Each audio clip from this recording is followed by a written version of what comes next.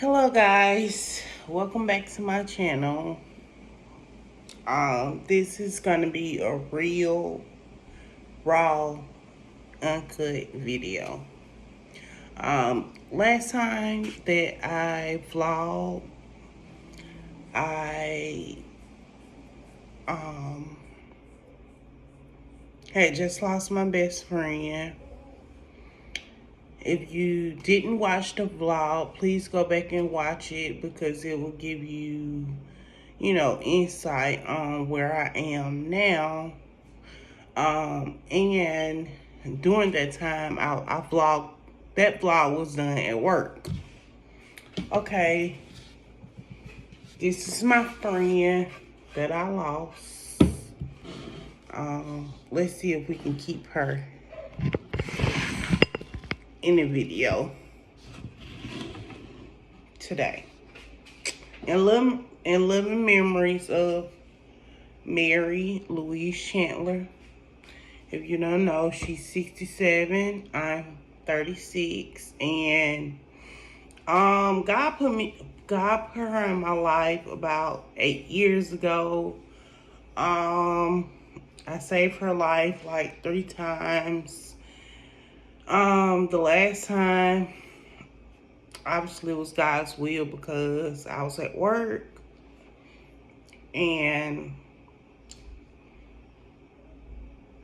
I found out through Facebook, like right when it happened. I was like 30 minutes before it's time for me to get off work. I clocked out. I don't think I even, passed any messages along to anybody. I just left. Ran every red light it was trying to get home because I knew in my heart if I get there, I could save her. This was my last. Of course, I showed y'all this, I think, on the last video. It's my last Mother's Day gift that she gave me. And I don't have any kids, but she has 2 great nephews that she was raising. And she always would tell me, Alandra, if anything was ever to happen to me, make sure that the kids are straight and that don't nobody run over my husband. And since her passing, that's what I've tried to do. Yesterday we went to court because after 10 years of the mom not having custody of her kids, all of a sudden now she wants her kids back. And it's not a problem, but if you haven't corrected the issues that cause your kids to be taken away from you, why would you try to, petition a court while her husband is petitioning court for custody because his name wasn't originally on the custody papers, but he wanted to keep the children.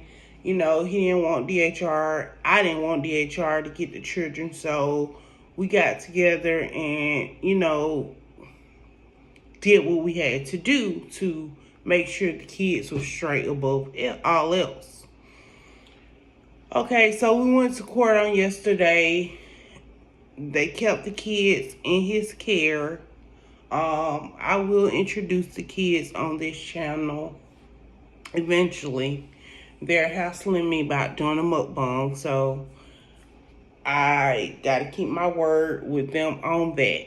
But moving on. So since then,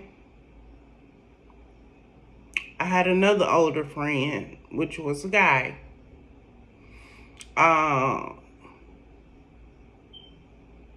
He was just like someone really close to me. I'm talking about no sex involved, like nothing. He just held me down, make sure I was always straight.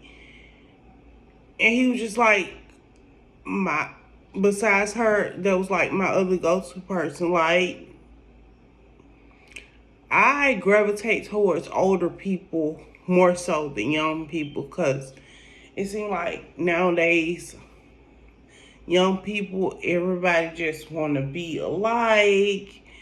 No one have like to use their own mind, like,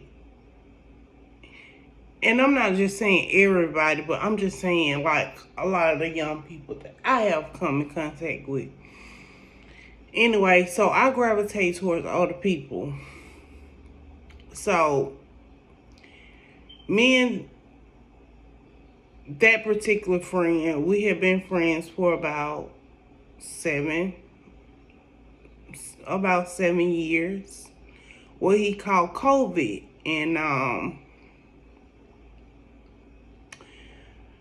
he stayed in the hospital about 3 weeks. You know, his daughter ended up catching COVID too, so she wasn't able to, go visit, which wasn't really a visit because you practically just talked to them through a window. So I was going on my way home from work. I had to pass by the hospital that he was at. So I'll stop, check on him, pray for him, speak positivity over him, all of that.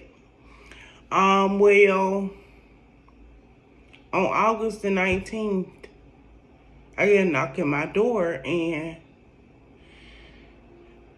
he stayed with his daughter, but like me and his daughter, we like never really, communicated that much or whatever. And I know he had told me she had lost a lot of weight or whatever.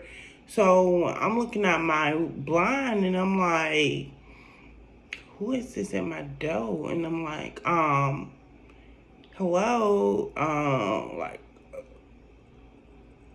who are you here for? And she was like, this is such daughter. And immediately my heart dropped because she's like a quiet person. Like, she don't really have a lot of friends, or I don't even know if she have a friend, or she don't date or anything like that. She just worked 2 jobs, and that's what she does. So my heart immediately dropped because I knew for her to be at my door, it was bad.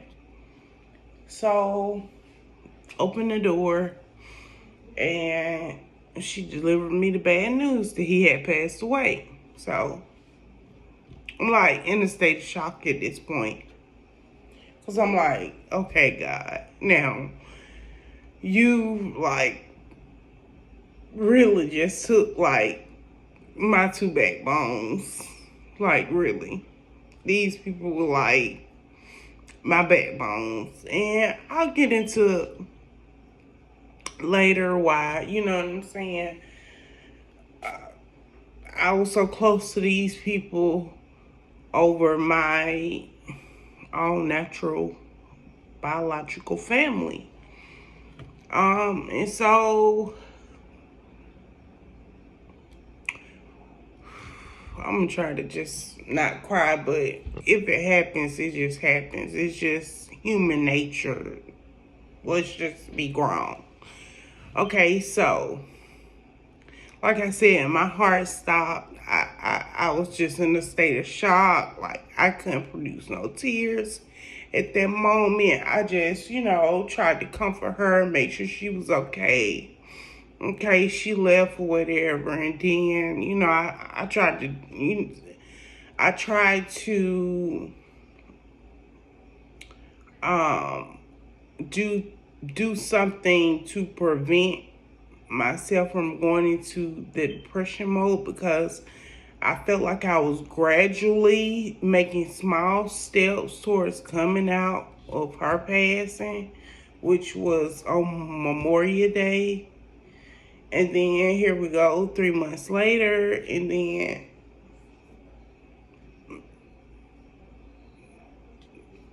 my next best friend, I get the news that he's passed from COVID. So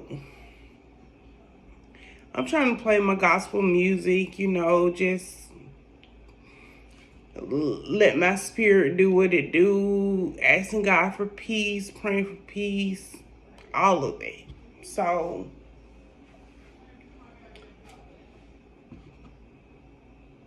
it was tough. It was tough. It was hard. It was so hard that I didn't even go to the funeral. I was like, at her funeral, I broke down. I had to leave out of the sanctuary because it just did something to me. So I was like, I can't put myself through that again right now at this point. I'm still waiting on counseling, a counseling session, and it's like no one is taking new patients, and I had other people trying to give me counseling and everything like that. And at the same time, I'm still trying to put my best foot forward and do what I got to do. Because now I know, like, I got to work for real now because my backbone is gone. The guy, James, like, whatever I need, if I fell short on anything, he had my back 100%. Like, this man literally would have taken a bullet for me, and the same for her, and vice versa with me. So fast forward to me still trying to maneuver. I did take the Saturday off of his funeral. I took that day off to just, get myself together, whatever. Okay, now, I'm gonna be honest. Every night since this lady passed, when it's time for me to go to work, I don't know what it is, but I have a panic attack. Like, sometimes it comes an hour before it's time for me to come to work. Sometimes it don't hit me till I'm on my way to work in the car, and I have to pull over and, get it all out, and then try to get myself together and go present myself to the world like I'm okay. So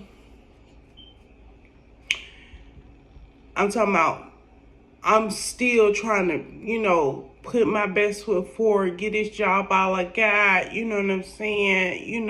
Trying to still carry on like, the strong person that I thought I was, you know what I'm saying? And I am, don't get me wrong, because if you stick around, you'll say for yourself, oh, you are strong. Because I have dealt with a lot, but it's just certain things and certain situations, it's just harder for me to cope with than other things, and death is one of them. So to make a long story short, today is Wednesday. On Monday, I was out Saturday and Sunday. On Monday, I go to work. I'm on time. Now, mind you, I had been late, making written up everything. I mean, warning, they like, other disciplinary actions can happen. But it was something I could not control. I can't control if I'm finna have a panic attack. It just comes over me. It's not something that I can control. If I can control it, I wouldn't have them. Because if anybody have ever had a panic attack, you know how draining it is, and then to have to go deal with the public people. And let me tell you, the job that I worked at, it was a hotel. I was a night auditor at a hotel. And the hotel is connected to a major hospital. A major hospital that people come from Florida, Georgia, St. Louis, I mean, people come from all over the United States just to come to that hospital. And so if they're coming from out of town, of course, their family members are trying to stay at their hotel to be close to their family member. Okay, so I have to deal with a lot of people that just lost their loved ones, grieving, coping, about to pull the plug, got to make that decision, that final decision about their loved one's life. Those the kind of people I have to deal with. And with everything that I was going through, I still tried to come to work and put my game face on, ministered to countless of people while I was going through it myself. It just came up out of me. So, needless to say, on Monday, I get to work. I come in. I'm actually on time Monday because, like I said, I'm trying to get back into my groove. I got a counseling appointment set up. You know what I'm saying? I'm just trying to work through it. So I see the normal manager that will relieve me. She's there. But like within 2 minutes, I see another, the front office manager who don't care for me at all because, she tried to do some up stuff in the beginning and I called her out on it or whatever. But so after I seen her come in, I'm like, something's weird going on. And then about 5 minutes later, my GM is coming in. And I'm like, okay, I know something is going on now. So, they let me clock in, let me, start getting my paperwork. But in my heart, I'm really not doing my normal routine. I just stood against the wall and waiting because I'm already knowing something's going to go down. So they take me into the room and they was like, we're here to talk about your tardiness again. We've discussed this plenty of times. So at this point, we're going to give you the option to resign, or we're going to have to take further actions. So I wasn't even thinking my the real Alandra, the combative Alandra, I know my rights and I know how the system works and all that. That Alandra would have said fire me. But no, I resigned. I resigned, and I just think that is just really messed up because these people, it's not like I haven't kept them in the loop about what was going on with me. You know what I'm saying? And that's not even it. Me going through all of that, and then this is the time managers decide they want to start taking their,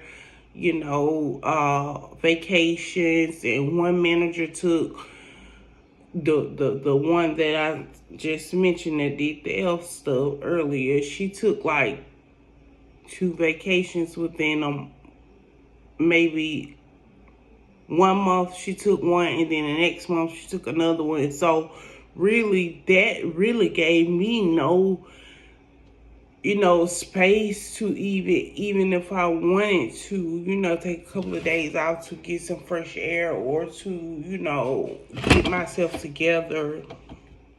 Oh no. Or to get myself together. It didn't even give me time to do that because, it's only so many people that are trying to do night audit. So, it was what it was, So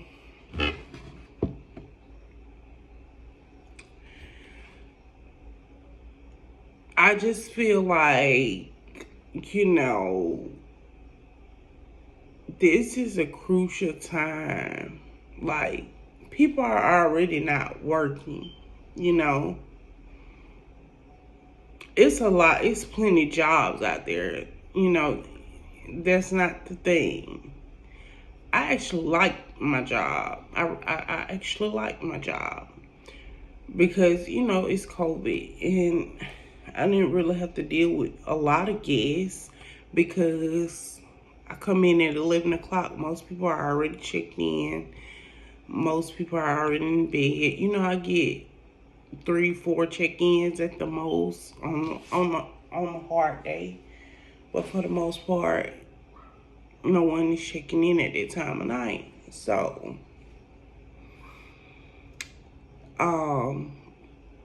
like I was saying, like for this job to just know what I'm going through and, you know, I'm performing my job. Like, I'm not slacking on my job. I'm not having customer complaints. I'm not going off at the guests. I'm not doing none of that. I'm just simply being a little late. Like, when he started reading off for the last, they give you like, 3 consecutive times to be late and then it start over, however it goes, whatever. But the last time it was like 10, 11 minutes and one was 20 minutes late. And the one was 20 minutes late is because I was blocked in because someone had been dead in one of the apartments. In my apartment building, somebody had been dead for like days, before somebody found them up there. And when I got ready to go to work, of course, the coroner, everybody out there, police, everybody, I was blocked in. I couldn't even get out, and I explained it to them. So it's like, y'all would rather train somebody all over again than to, help me get to a place where, you know what I'm saying, I'm back to myself, and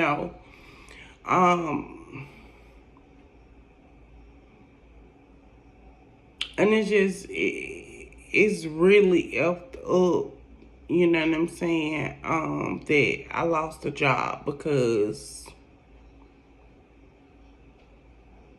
of everything that was going on.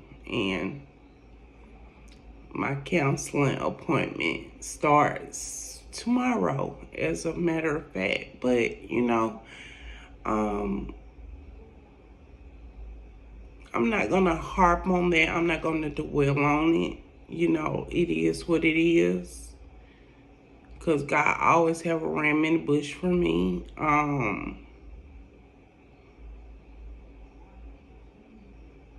And I try to do right by people. I'm not going to say I'm perfect. I miss the mark sometimes just like everyone else does. But my heart is always pure with people. You know what I'm saying? That's just who I am, That's just who I am. And so, yeah, I lost my job. And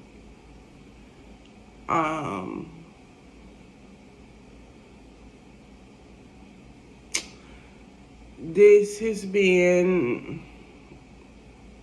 a hard year for me. I mean, starting from 2020 up until now, I have taken blow after blow after blow. And it's like, God, you said you want to put more on me than I can bear. Okay? You must think. I'm the world's strongest woman in my Beyonce voice because um I don't even know when I might just snap or flip out, and that scares me. That's why I'm taking the precautions to seek counsel. It's nothing wrong with seeking counsel when you done had a lot of traumatizing things or traumatic things to occur in such a short period of time. Like, one can only tolerate so much, you know what I'm saying? And then it's just like sometimes you get numb, but in that numbness, it's gonna always show up in a different way. You know what I'm saying? So I said all that to say, if anyone that is listening to this video right now is going through grief, is going through any traumatic experience, seek counsel. Seek counsel. And I mean, it's hard right now because I feel like people are making mental health more normal now. They're normalizing it now, and it should have been normalized. Because we are human, and we have normal human reactions to traumatic situations. So I advise, if you're going through something, seek counsel. I don't know about everywhere in the United States, but I know in Alabama there are some places that will do it for, based on your income or whatever. And thank God that I am lucky that, you know what I'm saying, my adoptive dad is getting me counseling from a doctor, a real doctor. And I am so thankful. And my appointment, even though it's a Zoom session, whatever I can take at this moment, whatever, you know, I'm just ready. So, like I said again, my whole life is like,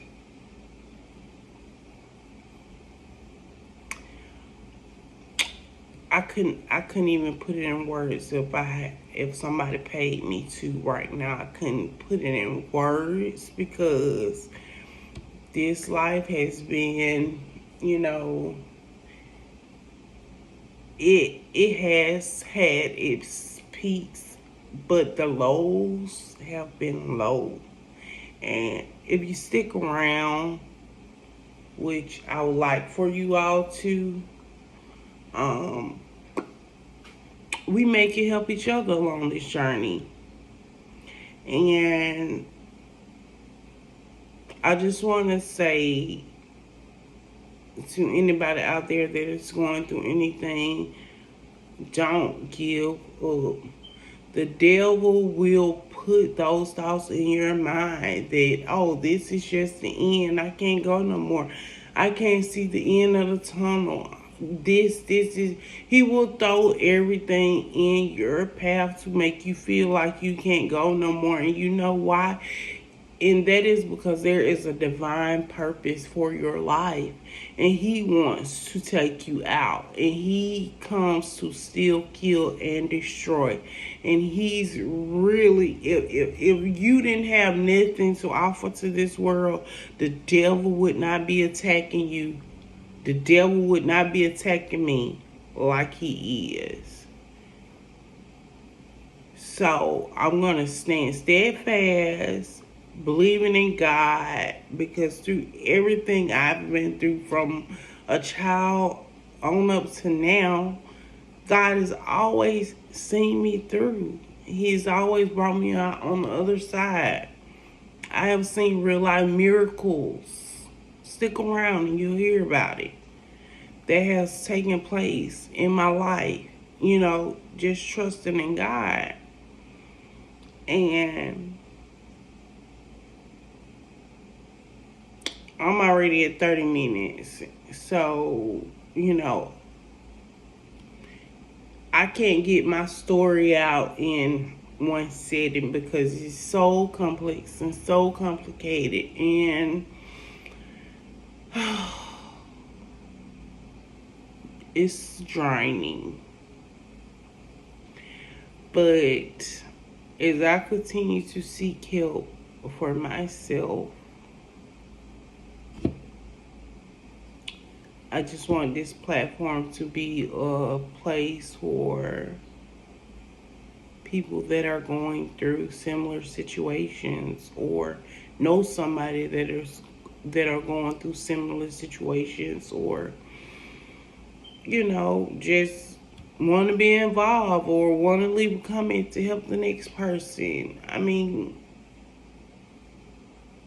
life is hard enough as it is. You know, let's be the salt. Let's be some salt. Let's sprinkle some salt on the earth. If it's just in this little corner, let it just be just in this little corner. Okay, yeah, I know my disc keep on falling out because, of course, the picture is actually a obituary and it's not the size of the frame. So, and I wanted this frame so bad because it was just so perfect. So I got it, but let me see. I may have it upside down. I do. No, I don't. But I'll figure it out. I just bought it and really wanted to hurry up and put it in there, so I did. So, with that being said, please guys, like, comment, share the video, and stick around because we're going to do some healing on this channel. The devil is not going to win. He's not going to win. I don't know how long I have left on this earth, but with the little time, with the time that I don't want to say little, okay? With the time that I have left on this earth, I want to help as many people as I can, and I hope that each person that hears this video take the same approach towards life. Let's start uplifting people. Let's start making that the norm again. Like, everything is about, you know, clapping back and, you know, going off and reading people. And let's read, but let's read some scriptures. Let's pray for our enemies and people in general. I mean, if we don't hearken ourselves, God will not heal the land. It starts with us. It starts with us. God can come down here right now and just make everything perfect. He can make COVID go away. He can bring my friend back alive. He can bring both of my friends back alive. He can bring my baby brother that was shot at 16 years old. He can bring him back alive. God can do whatever he want to do. But that's not how God operates. God uses us. God uses us. So let's be positive. Until the next time. Hopefully the next time I come on, it'll be me and the boys, and you all can meet the boys finally. And get to know them because they're really ecstatic about this mukbang, and I'm not in the, even though I have my days where I don't want to be bothered. Like, I don't want to deal, or, I don't want to get in front of the camera or whatever. But I'm not going to let them down. I'm going to keep my word to them. And, again, like I said, like, comment, and subscribe. And don't forget to pray for somebody. Pray for somebody. Or ask God to send you somebody to pray for, to stand in the gap for. Do that. And when you do it, hit a like on this post to let me know that you found somebody to pray for. It could be a neighbor, family member, cousin. It could be a stranger on the street. It could be a homeless man. You just driving down the street and you just say, just take 5 minutes, 2-3 minutes of your time and say, oh, this is going to be my person I'm going to pray for. Okay, until the next time, I'm out.